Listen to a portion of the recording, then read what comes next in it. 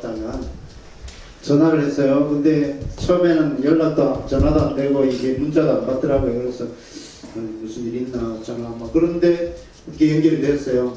근데 나중에 만나서 이 들으니까 목사님이 병원에 입원해서 그렇게 어려움을 겪었고 그러다가 전화기도 끊고 이렇게 지내다가 개통한 지 얼마 안 됐다고 다시 연락이 얼마 안 된다 그러면서 이제 연락이 됐고 같이 식사를 하면서 오늘 이 모임 얘기를 하더라고요. 사실 어제 수요일에도 그 대구에서 또 선교보고 할 일이 있어서 오는 김에 그럼 오면 좋겠다. 그래서 늘 성령 인도함 받는 우리 형님 목사님 말씀이니까 또 제 아내도 그렇고 불 받으러 오려고 그랬는데 아무래도 저녁에 마치고 이 밤길을 오는 것보다는 아침 시간에 오면 좋겠다 하는 생각이 들었습니다. 짧은 시간 뭐 어떤 말씀을 전해야 되나 전 형님 얘기 하는 대로 이렇게 좀 많이 따라가려고 그렇게 하는 편인데 전 진짜 아는 게 없어서 짧게 끝날 겁니다. 그러니까 예정 시간대로 이제 좀 마치고 정리도 해야 되니까 하려고 하는데 최근에 저에게 있었던 그런 일들을 좀 나누고 싶어요. 근데 정말 아까 딱 얘기 말씀 들으면서 제 마음에 딱 떠오른 생각은 또 그 얘기 또 해야 되겠다. 왜냐하면 제가 선교사로 파송받은 지는 1999년 7월에 파송받았으니까 21년 지나고 이제 22년 차 들어갔는데요. 97년도에 처음 인도네시아 갔어요. 한인교회 부목사로. 그때 갈 때 저에게 주신 말씀은 인도네시아가 어디 있는지도 모르고 인도네시아에서 제가 사실은 모교회 부산의 영도교회인데 모교회 원로 장로님이시기도 하고 제 여동생의 시아버지 되시는 장로님께서 전화가 왔어요. 제가 서울에 부목사로 있을 때인데 인도네시아 갈 마음 없냐. 인도네시아 어딘지 모르는데 제가 우리 목사들이 좀 하는 말 있지 않습니까? 좀 아닙니다. no를 얘기할 때 하는 말 뭔지 아시죠? 기도해 보겠습니다.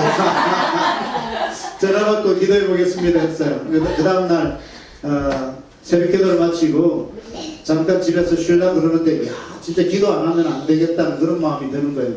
마침 그날이 저희 교회가 그렇게 큰 교회가 아니었는데 부목산 사람이 있고 이런 정도였는데 여전도회 회원들이 기도원에 가는 1년에 한 번인지 한 달에 한 번인지 이제 1년에 한 번이겠죠. 행사로 가는 거니까 그날이라 허락을 겨우 받았어요. 그 목사님이 1년 365일 새벽 기도하는 그런 목사님이라 어디 다른 데 가는 걸 별로 안 좋아하는 그런 부분을 제가 알고 있어서 참 어렵게 했는데 잠깐이나마 기도할 일이 있으니까 좀 갔다 오면 좋겠다고 그렇게 했더니 많이 들으시더니 제가 그때 형님이 주신 그 프라이드 조그만 차가 하나 있어서 그거 타고 이제 잠깐 갔다 오겠다고 그랬더니 그러지 말고 여전도회원들 갔다 오는데 교회차로 갔다 오라고.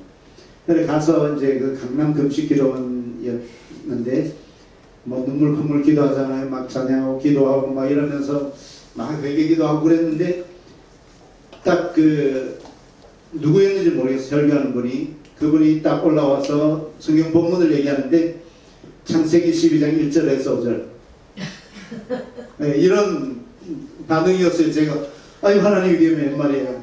아시는 사람은 아시는 하나님께서 아브라함에게 너는 내 본토 친척 아버지 집을 떠나 가라 그러는데 그래서 이제 인도네시아 가게 됐습니다. 그때가 97년 10월이었어요. 그리고 한인교회 부목사로 있다가 거기서 하나님이 제 마음에 이곳에 하나님이 보내신 뜻이지 않겠나. 6개월 지났는데 98년 5월에 그 인도네시아에 큰 폭동이 일어났어요.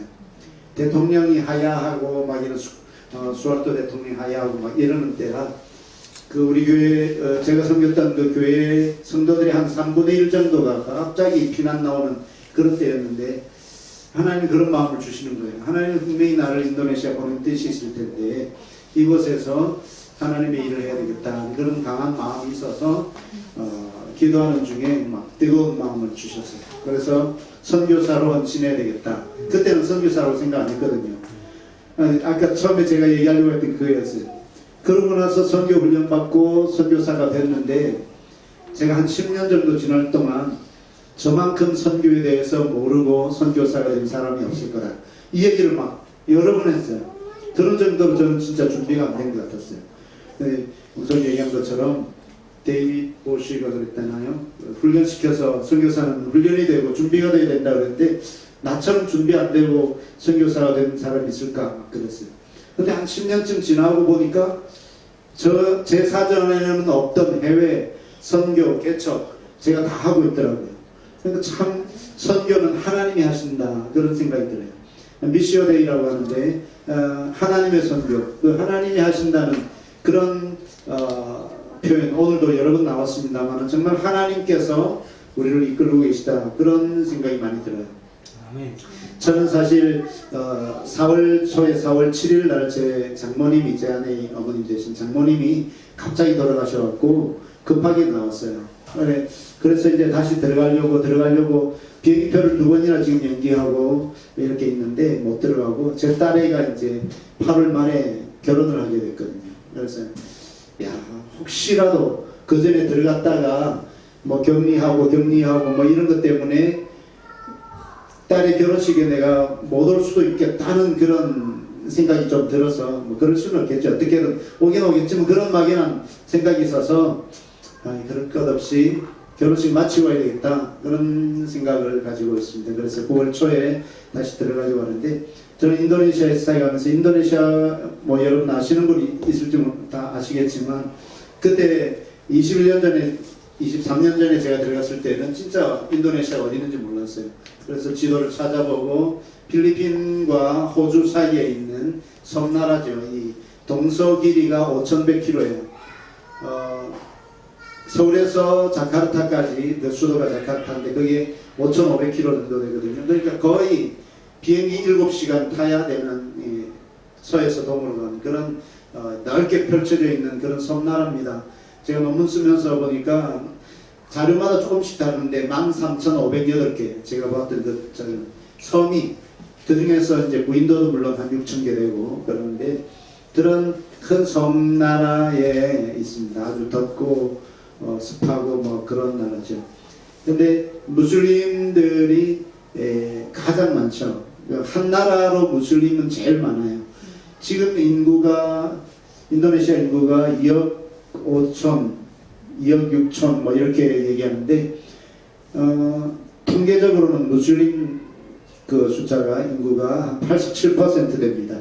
근데 기독교 인구는 천주교하고 개신교하고 합해서 한 8% 정도 통계적으로는 그러는데 우리 개신교는 한 5% 정도 되겠죠. 근데 기독교 지도자들은 그보다 많을 거다 이렇게 봐요. 기독교가 많이 부흥하고 있어요. 그래서 기독교 인구가 적어도 15%는 된다 이렇게 얘기해요. 그러니까 약 4천만 명 이상이 예수님을 믿는다고 하는 교회 다니는 그런 나라가 인도네시아고 인도네시아는 6개 종교를 다 인정을 해요. 그러니까 전에는 5개였는데 한 5년 전에 콩우주라고 하는 유교가 들어와서 6개 종교를 인정하거든요. 무슬림 제일 많으니까 그리고 개신교, 천주교, 불교, 힌두교 그리고 유교 이 6개 종교를 인정하는데 70년대인가 그때 공산당 혁명이 있어갖고 공산당원들을 싸그리 없앴어요. 그러니까 우리나라는 무교도 가능하잖아요. 거의 절반 정도 다 종교 없어 무교하는데 인도네시아는 무교는 안 돼요. 그래서 어느 종교든지 믿어야 되는 건지 믿는다라고 해야 돼요. 그래서 카테페 주민등록증 같은 주민등록증에 종교를 기록하게 돼 있어요. 그러니까 기독교에서 다른 종교로 또는 다른 종교에서 개종을 해도 무슬림들이 개종하는 경우가 가끔 있는데 그 사람들이 그 자기 주민등록증에 종교를 안 바꿔요. 어떤 경우에는 의도적으로 이게 불이익을 당할 수 있으니까 그런 정도로 내가 믿는 종교를 기록하게 돼 있고 아까 어떤 분 얘기했다는 건데 말씀하신 오늘 특강만 급하게 이렇게 엑기스만 들으면서 참 그 일들이 인도네시아에 지금 많이 일어나고 있는 것 중에 하나가 왜 남의 종교 이 전도를 하면 왜 남의 종교를 이 침해해서 들어오냐 하는 그 의식이 지금 인도네시아 그대로 일어나고 있어요. 그래서 종교의 자유가 있기 때문에 다른 종교를 믿으라고 이렇게 얘기하는 것은 내 종교를 침해하는 거다라는 그런 의식이 있어서 법적으로 이 전도가 안 되는, 전도할 수 없는 그런 나라이기도 합니다. 근데 다 종교를 인정하기 때문에 다양성 속에서 일치가 건국 이념 가운데 하나거든요. 그러니까 예를 들면 우리 같이 기독교를 더욱더 부흥시켜서 그들이 살고 있는 지역에서 선한 영향력을 미치면서 정말 그들로 하여금 스스로 복음을 받아들이고 나도 예수 믿고 싶다 이렇게 해서 오는 건 괜찮다는 거예요. 그러니까 전도를 하면 예를 들면은 전도지를 가지고 예수 믿으세요 하고 주면은 안 되고 그냥 가만 놔두고 와서 일도나 이런 건 괜찮고, 아까 한우리 선교에서 앞으로 할 그런 계획 들으면서 콘서트를 열거나 이런 일일 부흥회를 하거나 이럴 때 친구들, 안 믿는 사람들, 특히 이제 무슬림들을 초청해서 오게 하는 거죠. 오게 해서 하고 나도 예수님 믿으려고 그러는데 어떻게 하면 돼요? 이렇게 안내를 받는 경우는 가능해요. 실제로 그렇게 돼서 예수 믿는 사람들이 생겨서 주위에서 가족들이나 이렇게 고발을 하는 거죠. 그럼 경찰이 너 누구한테 전도받았어? 뭐 이렇게 추궁하는 거예요. 그러면은 이 사람이 자기가 전도받은 게 아니다. 나 스스로 예수 믿기로 결정했다. 이러면 괜찮은 거죠. 괜찮지만 그 가족들에게서는 이 추방을 당하고 뭐 전혀 우리 사모였는데 그 전에 초창기에 어떤 사모는 힌두를 믿던 가정에서 예수 믿고 결혼해서 목사 사모까지 됐는데 그 이후로 40년이 되도록 이렇게 순정에 가보지도 못하고 하는 그런 경우가 아직도 일어나고 있습니다. 그러니까 종교적인 장벽 이런 것들이 많이 있죠. 저희 경우 선교사가 된 것은 어떻게 보면 진짜 하나님이 가라고 하는 그 말씀을 주셨고 내가 순종해서 그곳에 있다가 한인교회 부목사로 어떤 목회 목사라고 했는데 부목사로 있다가 선교사로 이제 헌신한 그런 케이스인데요. 살면서 그리고 지금 하고 있는, 나중에 잠깐 영상을 보이겠습니다만 하고 있는 일은 우리 한인 선교사들이 샬롬 신학교라고 하는 신학교를 세웠어요. 그 샬롬 신학교는 지도가 없어서 그런데 수마트라 섬의 맨 남쪽에 람뿡이라고 하는 지역이 있는데 그곳에 있습니다. 2003년도에 세워진 학교고 지금까지 매달 한 번씩 모여서 인텐시브를 공부하는 학교예요.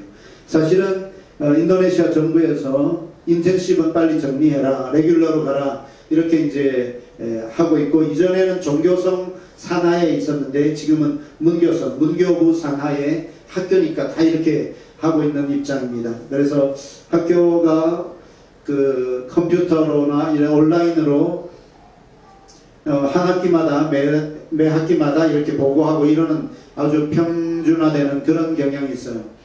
저희 신학교는 학부에는 신학과하고 기독교육학과 그렇게 있고 대학원도 있는데 대학원은 기독교육학과 이렇게 세 과정은 문교부의 허가를 받았습니다. 비록 열악하지만 학교도 제대로 안 갖춰져 있고 처음에는 사실은 있었거든요. 한국교회 후원을 받아서 이 10,000제곱미터, 한 7,000제곱미터 보면은 한 2,000평 이렇게 되는 7,000제곱미터 땅을 쌓았는데 현지인 이사가 한 사람이 이렇게 돈을 내서 헌금을 해갖고 또 땅을 해서 1,300제곱미터가 있었는데 그걸 팔고 다른 지역에 10,000제곱미터 땅을 샀어요. 근데 아직까지 허가를 못 받고 있어서 우리 직전 이사장이 있는 이사장 집에서 공부를 해요. 근데 작년 전까지는 학생 수가 많지 않았어요. 처음에는 한 30명 이렇게 들어오다가 장학금 못 주다 보니까 이렇게 자꾸 이렇게 줄어들다 보니까 점점 학생 수가 줄어들었는데 저희를 통해서 이제 장학금이 이제 흘러가고 장학금 지원을 해주고 뭐 이러면서 저희들이 주로 영성지도를 하는데 그래도 그냥 장학금만 주기에는 그냥 돈만 갖다 주는 것 같아요. 너무 안 돼서 저희는 어떻게 좀 영성 훈련을 해야 되겠다. 영성 지도를 하고 있거든요. 그래서 인텐시브로 월요일부터 한 달에 한 주간 와서 월요일부터 금요일까지 공부하고 나면 다들 지치잖아요. 여러분들 지금 빨리 가서 밥 먹어야 되는데 그런 마음이 혹 있을 수가 있겠는데 딱 마치는 시간 이제 그때가 이제 금요일 점심시간 전이고 시험 다 끝나고 점심 먹고 이제 집에 빨리 가거든요. 그러니까 어떤 학생들은 점심도 안 먹고 집에 가요.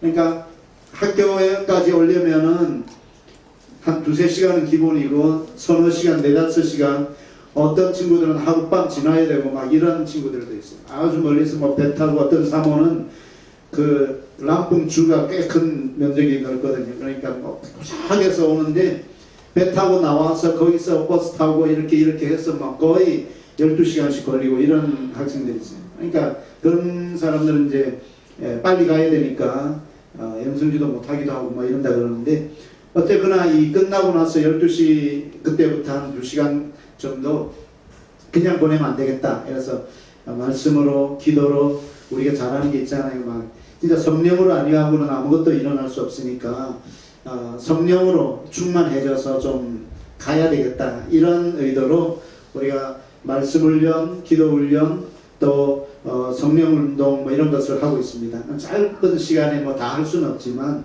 찬양, 아까 우리 찬양 넘어내가 되는데 찬양을 한 2, 30분 하고 그리고 제가 말씀 전하고 그리고 한 30분 기도하고 뭐 그리고 간식 먹고 이렇게 해야지는 그런 일들 하고 있어요. 제가 참 마음이 아팠던 것은 사실 처음 시작하고 나서 한 학생이 찾아왔어요. 지금 졸업했는데 그 친구가 2016년에 이제 시작했으니까 그 4년을 학교를 다녔지만 이렇게 예배 드려 본 적이 없다고 할 정도로 그러니까 학교화되다 보니까 제도화되고 막 그러다 보니까 성령이 없는 그냥 공부만 시켜서 내보낸 그런 꼴이 돼갖고 정말 마음이 아팠는데 어떻게든지 저희는 좀 그렇게 제자훈련 영성지도 이런 걸 하려고 좀 노력하고 있습니다. 그래서 학교에서 잘 안 낸 부분들 저희 집으로 좀 불러와서 저희 집에서 1박 2일로 리트릿 하면서 여러분처럼 이렇게 좀 하고 그런 일을 하고요. 그래서 제 아내가 처음 시작하면서 마음에 감동이 되어서 한국 교회를 방문케 해야 되겠다. 우리 샬롬 신학교가 한국 선교사들이 세운 신학교인데 그것 없이 저희들도 안수년하고 뭐 이러면서 이제 한국 선교사가 없다. 이제 이러면서 완전히 이양 맞은 것처럼 그렇게 알고 있는 거예요. 그래서 그 때문에 한 1년 정도 제가 마음고생을 좀 하면서 하나님이 저를 낮추시고 막 그러는 과정이었지만 그러면서 정말 영적 전쟁을 하는 것 같은 그런 시간들이 있었습니다. 그러고 나서 학교 운영이나 이런 거는 맡기자. 이건 내가 어떻게 해야 될 일이 아니다. 맡기고 정말 학생들의 영성 지도 그 부분에 대해서 강조점을 두고 그렇게 해오고 있는데 그 이후로 2018년 6월 8월에서 9월 그 사이에 보름 동안에 22명의 학생들을 데리고 한국 교회를 방문한 적이 있어요. 정말 기적같이 거의 모든 비용을 학생들은 여권 만들고 비자 내는데 조금 어떤 어려우면 제 아내가 이제 성경 읽게 해갖고 쿠폰 나눠주고 막 이러면서 어떻게든지 도와서 학생들이 한국 교회를 오도록 기적같은 일이죠. 22명의 학생들이 한국 교회 15일 동안 가고 오는 날 빼더라도 거의 23군데를 다닌 것 같아요. 교회로 진짜 광야 생활처럼 옮기고 이러면서 하루에 2-3군데를 가면서 말씀 듣고 기도하고 모든 예배 새벽 기도부터 예배가 있으면 예배 저녁에 마치고 피드백하는 그 모든 일들까지 정말 하나님이 하셨다는 그런 생각이 들어요. 그래서 선교는 최근에 제가 이제 한국에 이제 몇 개월 있다 보니까 교회 가서 선교 보고를 하고 기도하고 뭐 그럴 때 이렇게 하면 좋겠다는 생각이 하나님 그런 마음을 주셨고 저희들이 하는 선교는 하나님이 하는 선교입니다. 그래서 하하 선교라고 했어요. 옆에 분들 한번 하이파이브 한번 할까요? 하하 하나님이 하신다는 거예요. 하나님이 하셨습니다. 하나님이 하십니다. 하나님이 하실 겁니다. 이 하하 선교라는 단어를 제가 사용하는데 그 괜찮다 하는 생각이 들어요. 제가 하는 게 아니라 하나님이 하시는 선교. 그래서 하하 선교. 그래서 많이 웃으시고 하하 하면 좋겠습니다. 최근에 제가 하나님의 말씀을 받으면서 그 말씀을 전하면서 참 저에게도 감동이 되었고 계속 하나님께서 말씀을 전할 기회를 주셔요. 그래서 똑같은 본문으로 제가 말씀을 깊이 묵상을 못해서 이것저것 막 목회하듯이는 못하는데 하나님 주시는 그 말씀을 계속 조금씩 업그레이드 하면서 하나님께서 주시는 말씀이 있는데 데살로니가전서 5장 9절에서 10절 말씀입니다. 한번 여러분 찾아서 같이 읽었으면 좋겠는데요. 데살로니가전서 5장 9절에서 10절 이 말씀 읽으면서 여기도 하나님의 말씀의 핵심이 여기 있구나 하는 그런 생각이 들었어요. 데살로니가전서 5장 9절에서 10절 말씀 함께 읽겠습니다. 데살로니가전서 5장 9절과 10절 시작. 하나님이 우리를 세우심은 노하심에 이르게 하심이 아니요 오직 우리 주 예수 그리스도로 말미암아 구원을 받게 하십니다. 예수께서 우리를 위하여 죽으사 우리로 하여금 깨어있든지 자든지 자기와 함께 살게 하려 하셨느니라. 아멘. 저 9절 말씀에 보면 하나님이 우리를 세우심은 하나님께서 우리를 부르시고 세우신 이유는 노하심에 이르게 하심이 아니고 오직 우리 주 예수 그리스도로 말미암아 구원을 받게 하십니다. 이것이 성경의 핵심이죠. 여러분 하나님께서 우리를 부르신 것 세우신 것은 멸망에 이르지 않고 구원에 이르게 하는 것이라는 것 여러분 아시죠? 믿으시나요? 정말 하나님께서 우리를 불러주셨는데 그것은 정말 하나님의 구원에 이르도록 하는 성경의 전체에서도 여러분 예레미야 29장 11절인가에 보면 하나님께서 말씀하시기를 하나님이 우리를 향한 너희를 향한 내 생각은 재앙이 아니라 구원하십니다. 장래의 미래와 소망을 주는 거다. 뭐 이런 말씀을 하시잖아요. 요한복음 3장 16절 우리 요절처럼 외우는 것도 하나님이 세상을 이처럼 사랑하사 독생자를 주셨으니 이는 그를 믿는 자마다 멸망하지 않고 영생을 얻게 하려 하십니다. 그러니까 우리가 예수를 믿는다는 이유는 정말 영생에 이르는 구원에 이르는 하나님의 뜻이 있구나 그런 생각을 해요. 그리고 하나님께서 사람을 창조하셨을 때 원래의 목적은 하나님이 사람들과 영원히 함께 살고 싶은 것 그것이 바로 하나님의 계획이고 목적이었는 거죠. 그런데 사람이 죄를 범함으로 하나님으로부터 떠나가잖아요. 저는 창세기 6장 3절 읽으면서 하나님이 이런 표현을 하셨네 그런 생각이 들었어요. 무슨 표현인가 하면 하나님께서 말씀하시기를 내 영이 영원히 사람과 함께 하지 않겠다. 하나님이 우리와 함께 살기 위해서 사람을 창조하셨는데 하나님께서 내 영이 영원히 사람들과 함께 하지 않을 거야. 왜냐하면 사람들이 육체가 됩니다. 육신이 됩니다. 그렇게 표현해요. 하나님께서 사람을 만드셨을 때 흙으로 빚으시고 생기를 그 코에 불어넣으시니 사람이 생명이 된지라 그렇게 성경은 말씀하거든요. 그러니까 사람이라고 하는 존재는 우리 사람의 본성은 그냥 흙덩어리가 아니라 죽으면 흙으로 돌아가는 그것이 아니라 하나님의 영이 불어져 들어와서 생명이 되는 것 이게 바로 하나님이 만드신 원래의 목적인데 사람이 육신이 되면 하나님은 함께 살 수가 없는 거죠. 하나님은 떠날 수밖에 없는 거죠. 그래서 참 우리가 육체로 살지만 우리가 다 육체를 갖고 있고 살지만 육체로 사는 것이 얼마나 하나님의 뜻과 다른 것인가 그것을 좀 알면 좋겠다는 생각이 들어요. 우리가 이 땅에 살면서 우리가 많은 것을 구하고 찾고 하지만 결국 우리 안에 성령이 계시고 성령님이 우리를 살려주셔서 생기를 불어넣으신 그 하나님의 기운 루아흐 하나님의 그 기운이 우리 가운데 있을 때만이 의미가 있구나.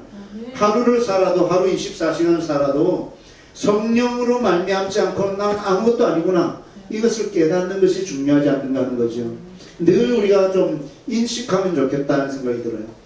갈라디아서 2장 20절에서 말씀하는 것처럼 아까 우리가 부른 찬양 있잖아요. 우리가 내가 사는 것이 아니라 내 안에 그리스도께서 사시는 것이다. 그럼 나는 뭐예요? 나는 죽었는데 나는 죽고 예수로 사는 것 이것이 바로 그리스도인의 삶이 아닐까 싶어요. 오늘 말씀에서 10절 말씀에 보면 예수께서 우리를 위하여 죽으사 우리로 하여금 깨어있든지 자든지 자기와 함께 살게 하려 하셨느니라. 예수님께서 죽으셨다는 사실 그 예수님이 죽으신 목적이 오늘 10절 말씀에서는 자기와 함께 살게 하려 하셨다.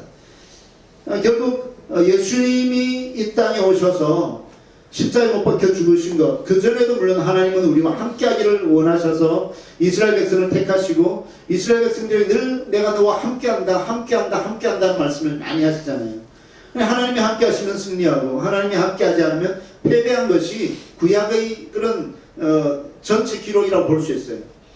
아까 어떤 분은 선교라는 단어로 전 성경을 읽었다 그랬는데 함께라고 하는 이 단어로 여러분 성경 한번 읽어보십시오. 하나님께서 얼마나 우리와 함께 하기를 원하시는지, 정말 함께 하겠다는 표현을 너무 많이 하셔요. 이사야 41장 10절 여러분 잘 아시는 말씀이죠. 아세요?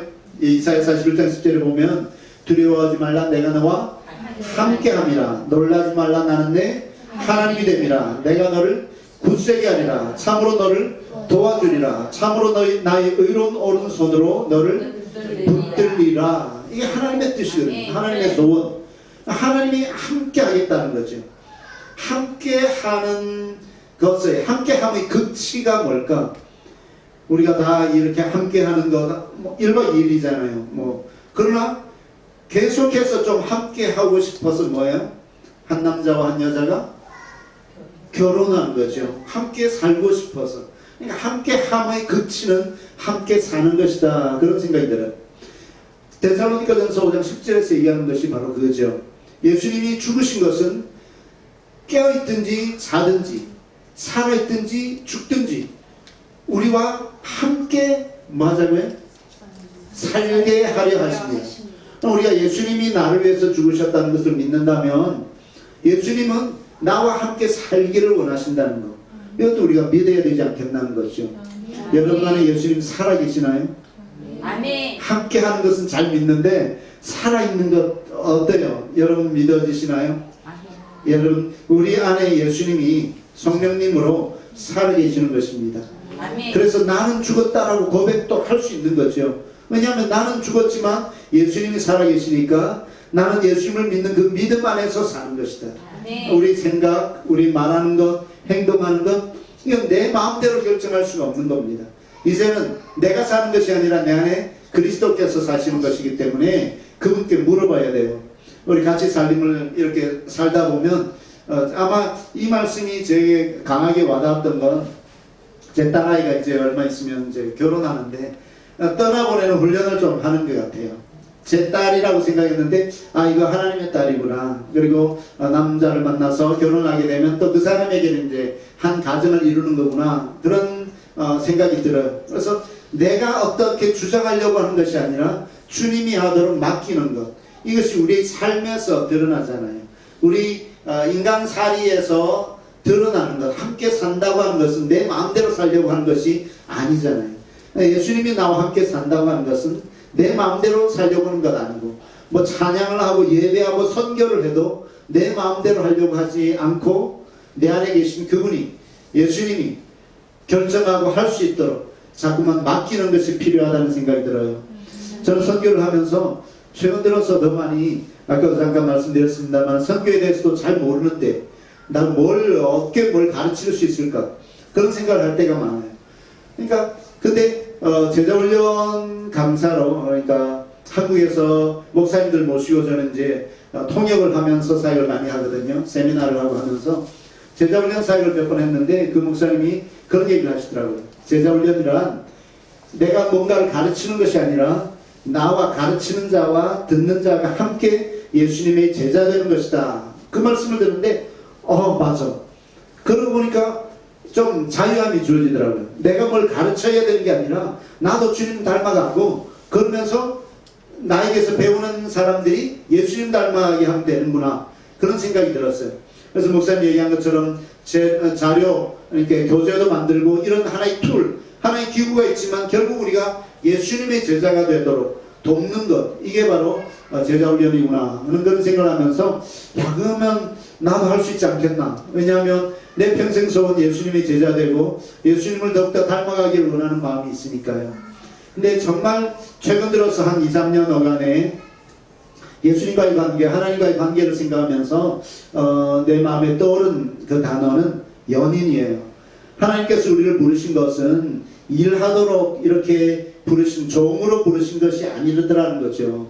물론 성경에 보면 하나님과 우리의 관계를 여러 가지로 표현하죠. 아버지와 자녀, 또 주인과 종, 뭐 다 있습니다만은, 그러나 결국 하나님의 가장 큰 뜻은 뭘까? 하나님이 우리를 낳았다라고 얘기하면서 우리를 자녀로 말씀하시지만, 그러나 오늘 말씀에서처럼 얘기하는 것은 함께 살게 하려고 예수님이 죽으셨다면 함께 산다는 것은 그저 부부, 신랑 신부 또는 연인으로 살고 싶어 하는 거 아닌가 그런 생각이 들어요. 그래서 예수님께서 장차 오실 텐데 누구를 데리러 오십니까? 신부를 데리러 오시잖아요. 그러니까 연인이 발전해서 신랑과 신부가 되듯이 정말 신랑과 신부가 돼도 이제 결혼했으니까 부부니까 이제는 막 볼 거 다 봤다 이런 거 아니잖아요. 사실은 부부가 된다는 것은 더 친밀하게 사랑하면서 더 알아가라고 하는 그런 뜻이 있을 텐데 우리 인간의 부부가 정말 그런가? 저는 30년, 나이 30에 이제 결혼했는데 저를 지도했던 목사님이 한 30년쯤 지나야 아내를 조금 이해할 거야 그런 얘기를 하시더라고요. 정말 한 30년 결혼하고 지나고 보니까 조금 이해하는데 아직까지 이해가 안 되는 게 너무 많아요. 근데 사람은 여러분 아십니까? 사람은 이해할 대상이 아니라 사랑할 대상이라고 하죠. 특히 여자들은 진짜 모르겠어요. 우리는 남자들은 여자들 죽다 깨어나도 모를 것 같아요. 그런데 이해가 안 될 때는 사랑해야 되는구나 그런 마음을 많이 가집니다. 부부가 살면서 조금씩 그래도 알아갈 때 재미가 있어요. 이런 부분도 있네 이런 부분도 있구나 그런 것처럼 사랑하는 사람은 서로 알아갈 필요가 있는 거죠. 하나님과 우리도 마찬가지라는 것이죠. 하나님이 우리를 사랑하셔서 우리를 위해서 십자가에 죽으셨다는 것은 하나님이 우리를 더 깊이 알기를 원하시는 겁니다. 물론 하나님은 다 아시죠. 그러나 우리는 하나님을 더 깊이 알아가는 것이 필요한 거예요. 우리는 하나님을 안다고 많이 생각했는데 아닐 때가 많잖아요. 선교에 대해서도 목회에 대해서도 또는 신앙에 대해서도 우리가 배운 바대로 하나님을 안다고 생각했는데 사실은 그게 아니더라는 거죠. 그래서 정말 하나님을 아는 것은 하나님의 시각으로 보아야 제대로 알 수 있는 것이고 하나님을 사랑하고 하나님과